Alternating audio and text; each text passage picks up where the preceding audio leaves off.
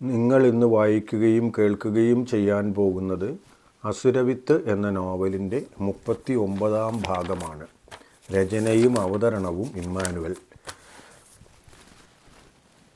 എല്ലാവരെയും ഈ ഓഡിയോ ആവിഷ്കാരത്തിലേക്ക് സ്നേഹപൂർവ്വം സ്വാഗതം ചെയ്യുന്നു. മുടക്കമില്ലാതെ കേൾക്കാനും വായിക്കാനുമായി ചാനൽ സബ്സ്ക്രൈബ് ചെയ്യാൻ ഓർമ്മിക്കണേ. സൽക്കാരത്തിന് ശേഷം കുറേ സമയം ഇരുന്ന് എല്ലാവരും വർത്തമാനം പറഞ്ഞു. അമ്മമാർ രണ്ടുപേരും അടുക്കളയിലും അപ്പച്ചന്മാർ രണ്ടുപേരും ഡൈനിങ് റൂമിലും ഇരുന്നു.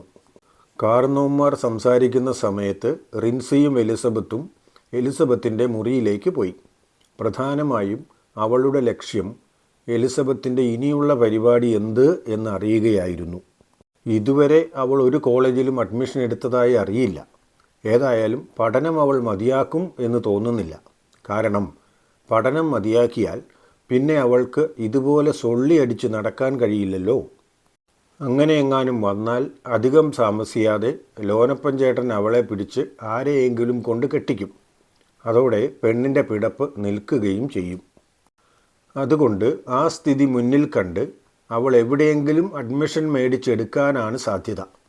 ഇപ്പോഴേ കുടുംബജീവിതത്തിലേക്ക് പോകാൻ അവൾ താല്പര്യപ്പെടുമെന്ന് കരുതാൻ തീരെ വയ്യ. ഏതായാലും അവൾക്ക് എന്തെങ്കിലും പദ്ധതി കാണും. അതെന്താണെന്ന് അറിയില്ലെന്നേ ഉള്ളൂ. അത് അവളിൽ നിന്ന് തന്നെ അറിയാമല്ലോ എന്നാണ് റിൻസി വിചാരിച്ചത്. മുറിയിലെത്തിയ ഉടനെ അവൾ അക്കാര്യം ചോദിച്ചു. നീ ഇതുവരെ എവിടെയും അഡ്മിഷൻ എടുത്തില്ലല്ലോ. എവിടെയും അപേക്ഷയും കൊടുത്തിട്ടില്ല എന്നാണ് എൻ്റെ അറിവ്.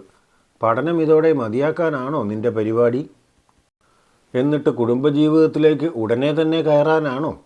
നിൻ്റെ സ്വഭാവം വെച്ച് അതിനും സാധ്യത ഞാൻ കാണുന്നില്ല. അതുകൊണ്ട് ചോദിച്ചെന്നേ ഉള്ളൂ. പിന്നെ ഇപ്പോഴേ കുടുംബജീവിതത്തിലേക്ക് കയറുകയല്ലേ? ഈ പൊട്ടിക്കാളി എന്താ തന്നെപ്പറ്റി വിചാരിച്ചിരിക്കുന്നത്? ഞാൻ എവിടെയെങ്കിലും അഡ്മിഷൻ മേടിച്ചെടുക്കും മോളെ. ഇനി അതും ഇല്ലെങ്കിൽ ഏതെങ്കിലും പാരലൽ കോളേജിലെങ്കിലും ഞാൻ ഡിഗ്രിക്ക് പഠിക്കും. അവിടെയാണേലും തന്നെപ്പോലെ പഠിക്കാൻ താല്പര്യമില്ലാത്ത സുന്ദരന്മാർ കാണും. ഒരു തരത്തിൽ നോക്കിയാൽ അതാണ് കൂടുതൽ സുഖം. എൻ്റെ റിൻസി, നീ വിചാരിക്കുന്നത് പോലെ ഞാൻ പഠനം മതിയാക്കാനൊന്നും പോകുന്നില്ല മോളെ. കോളേജിൽ സീറ്റ് കിട്ടാൻ നീ ഉദ്ദേശിക്കുന്ന ഒരു വഴി മാത്രമല്ല ഉള്ളത്. കുറച്ച് പണം കൊടുത്താൽ മാനേജ്മെൻറ്റ് സീറ്റ് കിട്ടും. മാനേജ്മെൻറ്റ് കോട്ടയിലുള്ളത് നേരത്തെ പറഞ്ഞു വെക്കണമെന്ന് നിർബന്ധമൊന്നുമില്ല. അങ്ങനെയൊക്കെ വേണ്ടി വരുന്നത് കൂടുതൽ തള്ളലുള്ള വിഷയങ്ങൾക്ക് മാത്രമാണ്. എനിക്കിപ്പോൾ ഏതെങ്കിലും ഒന്ന് പഠിക്കണമെന്ന് മാത്രമല്ലേ ഉള്ളൂ. അതുകൊണ്ട് അപ്പനോട് പറഞ്ഞ് കാശ് ഏതെങ്കിലും ഒരു കോളേജിൽ കൊടുത്ത് ഏതെങ്കിലും ഒരു വിഷയത്തിന് സീറ്റ് മേടിക്കും. വിഷയം ഏതായാലും എനിക്ക് പ്രശ്നമില്ല. പഠിക്കാൻ എളുപ്പമായിരിക്കണം. ചിലപ്പോൾ അത് നിൻ്റെ കോളേജിൽ തന്നെ ആയിരിക്കും. നിൻ്റെ വിഷയവുമായിരിക്കും. അതുമാത്രമേ കിട്ടുകയുള്ളൂ എങ്കിൽ മാത്രമേ ഞാനതെടുക്കുകയുള്ളൂ. അങ്ങനെ വന്നാൽ വീണ്ടും നമ്മൾ ഒരുമിച്ചാവുകയും ചെയ്യും. അങ്ങനെയാണെങ്കിൽ പോലും നമ്മൾ ഇപ്പോഴേ ആലോചിക്കണ്ടേ? ഇനിയുള്ള പരിപാടി എന്താണെന്നെങ്കിലും ചേട്ടനോട് പറയണ്ടേ? നീ അതൊക്കെ നേരത്തെ തന്നെ പറഞ്ഞു കാണും അല്ലേ? ലോനപ്പൻ ചേട്ടന് കോളേജിലൊക്കെ വിവരം അന്വേഷിക്കാനുള്ളതല്ലേ? മാനന്തവാടിയിൽ നിന്ന് പഠിത്തത്തിൽ കുറച്ചുകൂടി ശ്രദ്ധിച്ചേക്കാമായിരുന്നു എന്ന് ഇപ്പോൾ നിനക്ക് തോന്നുന്നില്ലേ? വെള്ളമൊഴുകിപ്പോയിട്ട് പിന്നെ ചിറകെട്ടരുത് എന്ന് നീ കേട്ടിട്ടില്ലേ? 1-2 കോളേജ് മാനേജ്മെൻറ്റുകൾ അപ്പച്ചൻ്റെ അടുത്ത് നിന്നും കുറച്ച് പണം വാങ്ങിച്ചിട്ടുണ്ടടി. അതെനിക്കറിയാമടി. അതല്ലേ ഞാൻ തിരക്ക് പിടിക്കാതിരിക്കുന്നത്. അവർ ഏതായാലും അപ്പച്ചൻ പറഞ്ഞാൽ ഒരു സീറ്റ് തരാതിരിക്കില്ല. എനിക്ക് മാർക്ക് കുറവാണെന്നുള്ള കാര്യം അപ്പന് അറിയാമല്ലോ. എന്നെ ഇവിടെ നിർത്തിക്കൊണ്ട് നിൽക്കാൻ പറ്റില്ല എന്നും അപ്പച്ചന് മറ്റാരേക്കാളും നന്നായി അറിയാം. അപ്പോൾ പിന്നെ അപ്പച്ചൻ തന്നെ വേണ്ടത് ചെയ്യട്ടെ. പാവം ലോനപ്പൻ ചേട്ടൻ പഠിക്കുന്ന കാലത്ത് മര്യാദയ്ക്ക് പഠിക്കാതെ മാർക്ക് മേടിക്കാതെ അടിച്ചു പൊളിച്ചു നടന്ന മകൾക്ക് വേണ്ടി പണം കൊടുത്ത് സീറ്റ് വാങ്ങി പഠിപ്പിക്കേണ്ട ഗതികേട് എങ്ങനെ പാവം തോന്നാതിരിക്കും? എൻ്റെ ചാച്ചനാണെങ്കിൽ എൻ്റെ മുതുകടിച്ചു പൊളിച്ചേനെ. പാവം ലോനപ്പൻ ചേട്ടനെ പിതാവായി കിട്ടിയത് നിൻ്റെ ഭാഗ്യം. അല്ല, അതുകൊണ്ടായിരിക്കുമല്ലോ നീ ഇങ്ങനെ ആയിപ്പോയതും. താഴെ എല്ലാവരും തിരിച്ചു പോകാനുള്ള ഒരുക്കമാണെന്ന് തോന്നുന്നു. റിൻസിയെ അക്കാമ്മ വിളിച്ചു. അവൾക്ക് പിന്നെ അമ്മ വിളിക്കുന്നത് കേട്ടാൽ ഒട്ടും ഇരിക്കപ്പുറതി ഉണ്ടാവില്ല. അതുകൊണ്ട് അപ്പോൾ തന്നെ അവൾ വർത്തമാനം മതിയാക്കി എഴുന്നേറ്റു. താഴേക്കിറങ്ങി പോണ വഴിക്ക് റിൻസിയുടെ അപ്പച്ചൻ ലോനപ്പൻ ചേട്ടനോട് ചോദിക്കുന്നത് കേട്ടു. എലിസബത്തിനെ ഇക്കൊല്ലം ഏത് കോളേജിലാണ് ചേർക്കുന്നത് എന്ന കാര്യം എന്തെങ്കിലും തീരുമാനമായോ ലോനപ്പ? ഇതുവരെയെങ്ങും ചേർന്നില്ല എന്നാണല്ലോ അവൾ പറഞ്ഞത്. പഠിക്കാൻ വിട്ടാൽ മര്യാദയ്ക്ക് പഠിക്കില്ലല്ലോ. എവിടെയാണെങ്കിൽ എന്താ? ഏതായാലും ഒരു സ്ഥലത്ത് ഞാൻ പറഞ്ഞു വച്ചിട്ടുണ്ട്. കൊച്ചു പഠിക്കുന്ന കോളേജിൽ തന്നെയാണ്. പക്ഷേ വിഷയം വേറെയാണ്. ഇത്രയും കാലം ഒരുമിച്ച് പഠിച്ചതല്ലേ ഒരു ക്ലാസ്സിൽ. ഇനി 2 ക്ലാസ്സിൽ പഠിക്കട്ടെ. ഒരുമിച്ച് പഠിക്കണം എന്നുണ്ടായിരുന്നെങ്കിൽ പഠിക്കാൻ വിട്ടപ്പോൾ അതനുസരിച്ച് ചെയ്യണമായിരുന്നു. അന്ന് വെറുതെ നടന്നാൽ ഇങ്ങനെയൊക്കെ ഇരിക്കും. ആ കാര്യം ചോദിച്ചപ്പോൾ തന്നെ ലോനപ്പൻ ചേട്ടന് നല്ല ദേഷ്യം വന്നു.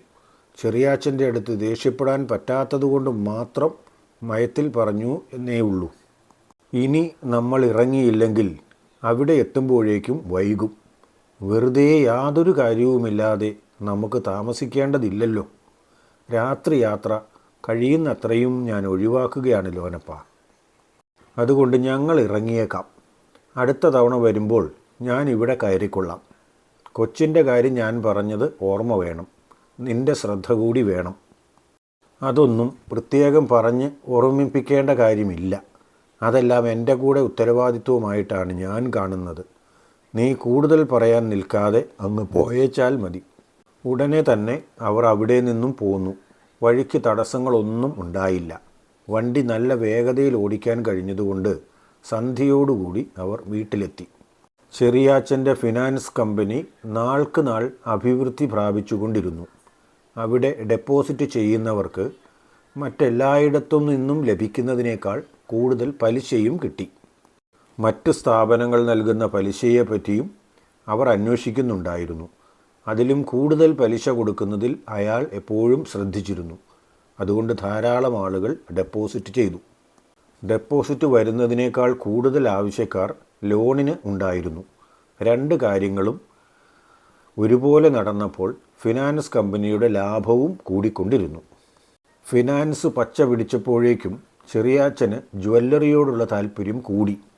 ഈ കാലഘട്ടം കൊണ്ട് കോഴിക്കോട് നിന്നും ജ്വല്ലറി നടത്തിപ്പിനെ പറ്റിയുള്ള വിശദമായ കാര്യങ്ങളെല്ലാം അയാൾ പഠിച്ചെടുത്തിരുന്നു. നേരത്തെ ഉദ്ദേശിച്ച അത്രയൊന്നും വിഷമമുള്ള കാര്യമല്ല ഇത്. ഒരു സാധാരണ കച്ചവടത്തിന് വേണ്ട കാര്യങ്ങളെ അടിസ്ഥാനപരമായി അറിയാനുള്ളൂ. പിന്നെ സാധാരണ കടകൾക്ക് വേണ്ടതിനേക്കാൾ കൂടുതൽ മുതൽ മുടക്ക് വേണം. അതിനേക്കാൾ കൂടുതൽ പരസ്യം വേണം. നല്ല സ്റ്റാഫും വേണം. ഇത്രയും കാര്യങ്ങൾ ഒത്തുവന്നാൽ, നൽകുന്നത് ഗുണമേന്മയുള്ള സാധനങ്ങളും കൂടിയാണെങ്കിൽ ജ്വല്ലറിയും അടിക്കടി പുരോഗതി പ്രാപിക്കും. വിവരങ്ങളെല്ലാം മനസ്സിലാക്കി കഴിഞ്ഞപ്പോൾ ഒരു ദിവസം ചെറിയാച്ചൻ സോജനുമായി സംസാരിച്ചു. സോജന് ഇപ്പോൾ അവിടെ സാമാന്യം നല്ലൊരു പ്രതിഫലം ലഭിക്കുന്നുണ്ട്. എന്നാൽ ചെറിയാച്ചൻ സോജനെ വിളിച്ചത് ജ്വല്ലറിയുടെ മൊത്തത്തിലുള്ള നടത്തിപ്പിന് വേണ്ടിയാണ്. എല്ലാ സമയത്തും അയാൾക്കവിടെ എത്തിപ്പെടാൻ കഴിയില്ലല്ലോ.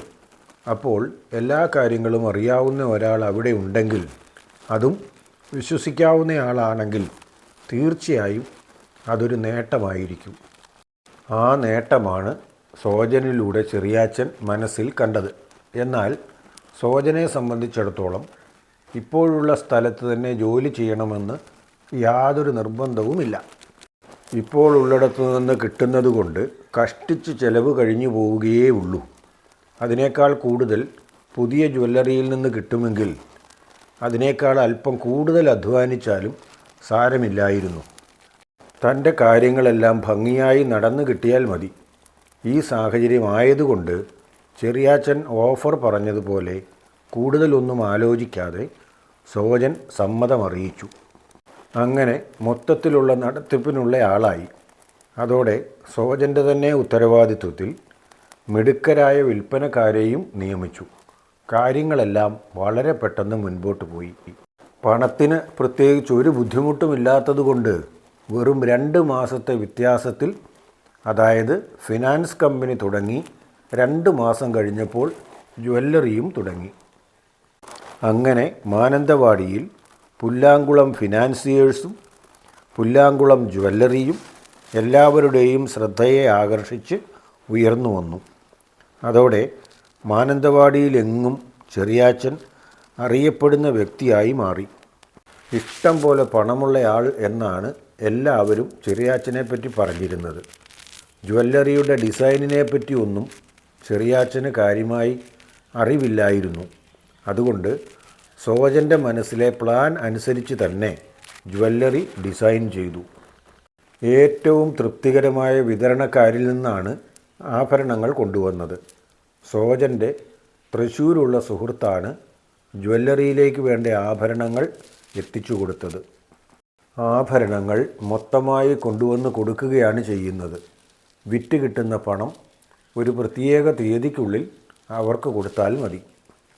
അതായത് ആഭരണങ്ങൾ വാങ്ങിവെക്കാൻ പ്രത്യേകം പണം മുടക്കേണ്ട ആവശ്യമില്ല എന്നർത്ഥം. ചെറിയാച്ചൻ അതിന് മുൻപ് വിചാരിച്ചിരുന്നത് കൈക്കാശ് മുടക്കി സ്വർണം വാങ്ങി വെക്കേണ്ടി വരും എന്നാണ്. ഉത്സവ സീസണുകൾ വരുന്നതിന് മുൻപ് തന്നെ വ്യാപകമായി എല്ലായിടത്തും പുല്ലാങ്കുളം ജ്വല്ലേഴ്സിൻ്റെ പരസ്യം എത്തിക്കുന്ന കാര്യത്തിലും സോജൻ വളരെയധികം ശ്രദ്ധാലുവായിരുന്നു. ഓരോ വിശേഷാവസരമാകുമ്പോഴും വളരെയധികം വിവിധ തരത്തിലുള്ള സ്വർണ്ണാഭരണങ്ങൾ ഇറക്കുമതി ചെയ്യുകയും മുഴുവനും തന്നെ ചെലവായി പോവുകയും ചെയ്തിരുന്നു. വളരെ കാര്യമായി മത്സരമുള്ള മേഖലയാണെങ്കിലും അത്രയൊന്നും പ്രശ്നങ്ങളില്ലാതെ തന്നെ പുതിയതായി വന്ന ജ്വല്ലറി എല്ലാവരുടെയും മനസ്സിൽ സ്ഥാനം പിടിച്ചു. ഏതാണ്ട് ഇതേ കാലയളവിൽ തന്നെ റിൻസിക്ക് കോളേജിൽ ക്ലാസ്സുകൾ തുടങ്ങി. അവളെ സംബന്ധിച്ചിടത്തോളം ഏറ്റവും ബുദ്ധിമുട്ടായിരുന്നത് ആദ്യത്തെ ഒരു ആഴ്ചയായിരുന്നു. തികച്ചും അപരിചിതമായ സ്ഥലം, അപരിചിതരായ ആളുകളും. മടിച്ചാണ് കോളേജ് കോമ്പൗണ്ടിലേക്ക് ചെന്ന് കയറിയത്. കൂടെ പഠിച്ചവരും നേരത്തെ അറിയാവുന്നവരുമായ ആരുമില്ല. മുന്നിലേക്ക് നടക്കുമ്പോൾ തന്നെ ക്യാമ്പസിൻ്റെ അരികിലിരുന്ന് കുറച്ച് സുന്ദരന്മാരായ വായിനോക്കികൾ അവളെ വിളിക്കുന്നുണ്ടായിരുന്നു. കടന്നു വരുന്ന എല്ലാവരെയും അവർ വിളിക്കുന്നതാണ്, പ്രത്യേകിച്ചും പുതിയവരെ. മോളെ സുന്ദരിക്കുട്ടി, അവിടുന്ന് നിന്നേ, ഞങ്ങളിവിടുത്തെ ചേട്ടന്മാരാ, ഞങ്ങളെ ഒന്ന് പരിചയപ്പെട്ടിട്ട് പോകാം. ഉദ്ദേശിക്കുന്നത് പോലെയല്ല, ഞങ്ങളൊക്കെ പാവങ്ങളാണ്. മോൾക്ക് ഇങ്ങോട്ട് വരാൻ ബുദ്ധിമുട്ടാണെങ്കിൽ ഞങ്ങൾ അങ്ങോട്ട് വരാം. ഒന്നും കേൾക്കാത്ത ഭാവത്തിൽ ഇതൊന്നും എന്നോടല്ല എന്ന മട്ടിൽ അവൾ മുന്നോട്ട് നടന്നു. എന്നാൽ അല്പം കൂടി മുന്നോട്ടെത്തിയപ്പോഴേക്കും ഒരുവൻ അവളുടെ മുൻപിൽ തന്നെ വന്നു നിന്നു. അല്ല, ഞാൻ അറിയാഞ്ഞിട്ട് ചോദിക്കുക, കൊച്ചിനെ അല്ലയോ അവർ വിളിച്ചത് കുറേ നേരം? കൊച്ചിന് അവരുടെ നേരെ നോക്കിയാൽ എന്താ കുഴപ്പം? അവരാരും നിന്നെ ഉപദ്രവിക്കുകയും ഒന്നുമില്ല. അവർക്കാകെ നിന്നെ ഒന്ന് പരിചയപ്പെടുകയേ വേണ്ടൂ. റിൻസിക്ക് മുന്നോട്ട് പോകാൻ കഴിയാത്ത സ്ഥിതിയായി. അവൾ പരിഭ്രാന്തിയോടുകൂടി ചുറ്റും നോക്കി. പരിചയമുള്ള ആരെങ്കിലും ഉണ്ടോ? ആരെയും കാണുന്നില്ല. അവളുടെ മുഖം ചുവന്നു, കണ്ണുകൾ കലങ്ങാൻ തുടങ്ങി. അതിന് കൊച്ചു കരയുകയൊന്നും വേണ്ട, എന്നാൽ പൊയ്ക്കോ. കുറച്ച് കഴിയുമ്പോഴേക്കും വന്ന് പരിചയപ്പെട്ടാൽ മതി. അവർ എപ്പോഴും അവിടെ തന്നെ കാണും. ഒരിക്കലും ക്ലാസ്സിൽ കയറുന്നില്ലാത്തവരാണ്. അതുകൊണ്ട് ഞങ്ങളൊക്കെ എപ്പോഴും അവിടെ തന്നെ കാണും. ഞാനും ആ കൂടെ തന്നെ ഉള്ളതാണ്. ഒരു കാര്യം ചെയ്യും, 2-3 ദിവസം കഴിഞ്ഞ് വന്നാൽ മതി. ഒരുവിധം സമാധാനത്തിൽ അവൾ മുന്നോട്ട് നടന്നപ്പോൾ 2-3 ചേച്ചിമാരാണ് വന്നത്. റിൻസിക്ക് സമാധാനമായി. ചേച്ചിമാരെ കൊണ്ട് എന്തായാലും ഒരു തരത്തിലുള്ള ബുദ്ധിമുട്ടുകളും ഉണ്ടാവില്ല. അവർ വന്ന് അവളെ പരിചയപ്പെട്ടു. നിനക്കെന്താടി അവിടുന്ന് പേര് ചോദിച്ചിട്ട് പറഞ്ഞാൽ? നിൻ്റെ പേരെന്താ അത്ര പവിത്രമാണോ? ഏതായാലും കേൾക്കട്ടെ ആ തിരുനാമം എന്താണെന്ന്. അവർക്കറിയാൻ പാടില്ലാത്തതാണെങ്കിലും ഞങ്ങളൊന്ന് അറിഞ്ഞു എന്നതുകൊണ്ട് കുഴപ്പമൊന്നുമില്ലല്ലോ. ഇതേ കൊച്ചേ, സ്കൂളൊന്നുമല്ല. സ്കൂളിലെ പോലെ ആരെയും സംരക്ഷിക്കുകയുമില്ല. ഓരോരുത്തർക്കും അവരവർ തന്നെ വേണം. സീനിയറായ കുട്ടികളെ കാണുമ്പോൾ അല്പം ബഹുമാനമൊക്കെ വേണം. അത് ആൺകുട്ടിയായാലും വേണ്ടില്ല, പെൺകുട്ടിയായാലും വേണ്ടില്ല. ഒന്നുമല്ലെങ്കിലും 1 കൊല്ലമോ 2 കൊല്ലമോ നേരത്തെ വന്നവരല്ലേ. അതുകൊണ്ട് പേടിച്ച് നടന്നിട്ട് കാര്യമില്ല. പേരൊക്കെ ചോദിച്ചാൽ ധൈര്യമായി അങ്ങ് പറഞ്ഞേക്കണം. ഞാൻ ഇതുവരെ ആരോടും അങ്ങനെയൊന്നും പറഞ്ഞിട്ടൊന്നുമില്ല. എന്നോടാരും അങ്ങനെയൊന്നും ചോദിച്ചിട്ടുമില്ല. അവർ അവിടെ നിന്ന് വിളിച്ചു ചോദിച്ചു എന്നല്ലേ ഉള്ളൂ. അത് എന്നോടാകണമെന്ന് നിർബന്ധമൊന്നുമില്ലല്ലോ. അതുകൊണ്ടാണ് ഞാനിങ്ങനെ നടന്നു പോകുന്നത്. വല്ലവരോടും ചോദിക്കുന്നതിന് നമ്മളെന്തിനു മറുപടി പറയണം എന്ന് വിചാരിച്ചു. അപ്പോൾ അതാണ് കാര്യം. എടാ വാസു, നീ അവളോടല്ലല്ലോ പേര് ചോദിച്ചത്. നീ ഇങ്ങനെ വെറുതെ അന്തരീക്ഷത്തിലേക്ക് പേര് ചോദിച്ചാൽ ആരെങ്കിലും പെണ്ണുങ്ങൾ മറുപടി പറയുമോടാ? രാവിലെ കഞ്ചാവ് അടിച്ചു കയറ്റിയേച്ചായിരിക്കും കുത്തിയിരിക്കുന്നത്. വരുന്ന ഏതെങ്കിലും പെൺപിള്ളേരുടെ നേരെ പോലും നോക്കാതെ പേര് ചോദിക്കും. എന്നിട്ട് അവൾ പറഞ്ഞില്ലെങ്കിൽ പരാതിയും പറയും. പരാതി പറയാനല്ലാതെ നിന്നെയൊക്കെ എന്തിനു കൊള്ളാം? അപ്പോഴേക്കും റിൻസിക്ക് പരിചയമുള്ള ഒരാൾ ആ കോളേജിലേക്ക് വരുന്നുണ്ടായിരുന്നു. കഥ വായിക്കുകയും കേൾക്കുകയും ചെയ്യുമ്പോൾ നിങ്ങൾക്ക് തോന്നുന്ന അഭിപ്രായങ്ങൾ എന്തു തന്നെയാണെങ്കിലും താഴെ കമൻ്റായി രേഖപ്പെടുത്തണേ. ലൈക്ക് ചെയ്യാനും കൂട്ടുകാർക്കും ബന്ധുക്കൾക്കുമൊക്കെ ഒന്ന് ഷെയർ ചെയ്ത് കൊടുക്കാനും ഓർത്തേക്കണേ. അവരും കൂടി കഥയുടെ ഓരോരോ ഭാഗങ്ങൾ വായിക്കുകയോ കേൾക്കുകയോ ചെയ്യട്ടെ എന്ന്. കഥയുടെ അടുത്ത ഭാഗം നാളെ തന്നെ പോസ്റ്റ് ചെയ്യും. സാധാരണ പോലെ ഉച്ചതിരിഞ്ഞ് 2:30 തന്നെ. എല്ലാവർക്കും നല്ല ഒരു ദിവസം ആശംസിക്കുന്നു. ഓക്കേ.